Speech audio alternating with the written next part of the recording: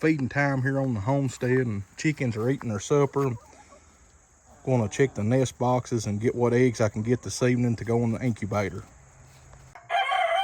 I've got 3 eggs here this evening. These 2 are actually ceramic eggs that I put in here. Had a little problem with some of the chickens pecking and eating the eggs. Seems like that has helped. But we'll take these 3 and put with the others I've got, and we'll set those. This little flock of chickens here in this coop, these are my layers. And the eggs that I'm setting, I'm going to, after they get up big enough to put outside, I'll be putting those in my garden with a temporary fence around it this winter. And I'll let those eat and till up the ground and fertilize it for me. And before it's time to plant a new garden, they'll be ready to butcher. We'll be putting those chickens in the freezer. Every homestead or farm needs a good dog, and we've got Ralphie here as our border collie, and we love him. I don't know how well you can see that thermometer, but I think I'm sitting on about 99.5 or right just under 100, so I think that's where I'm supposed to be. This old incubator here was given to me by somebody from church. It actually belonged to a good friend of mine, and he passed away, and his wife gave it to me and Shauna, so we're grateful for it. I had one about like it when I was a teenager, so it's been a long time since we've done this.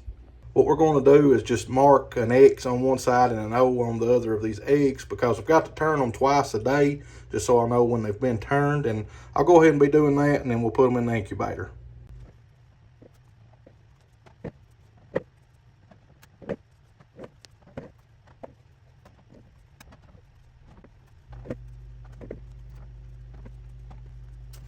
All right, so now all 19 eggs are in there. We've got water in the bottom of it. Once we put the lid back on there, the temperature should come back up in just a little while to where it needs to be.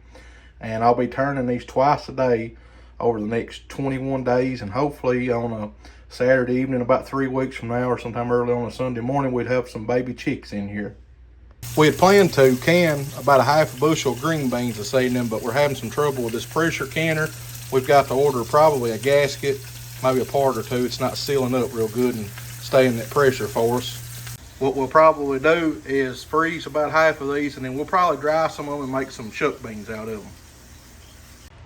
Slight change of plans on the beans. We end up picking up a brand new pressure canner today, so we'll be canning them tonight after all. I was breaking and stringing the beans, and there's a bunch of them, so I better help her. So we'll see you in a few minutes when we get this done.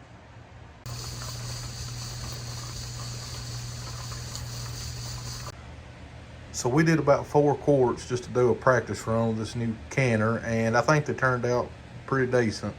So we're going to work on the rest of them tomorrow. We're both off work, and hopefully we'll get several jars. I don't know how many quarts we're going to have. I think we got about half a bushel of beans, so we'll have quite a few.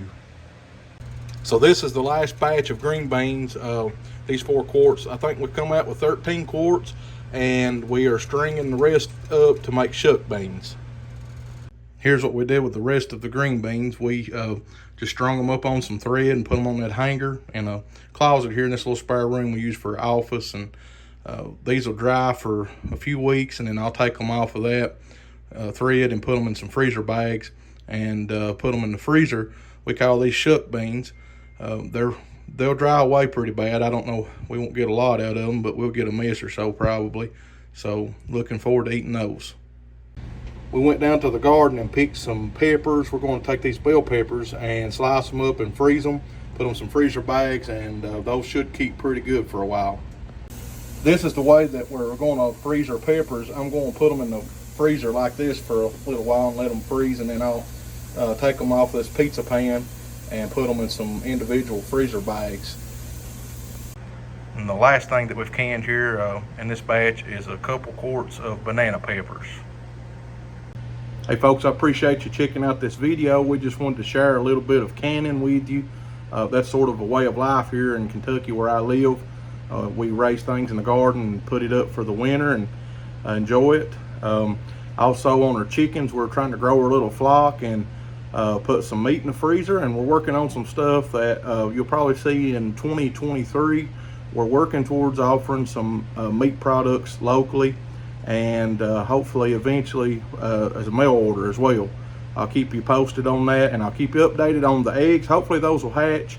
In the past, I've not had a lot of success with hatching all the eggs that I put into those little incubators, but usually get a few that I hatch. So I'll do another video and update you on that one way or the other.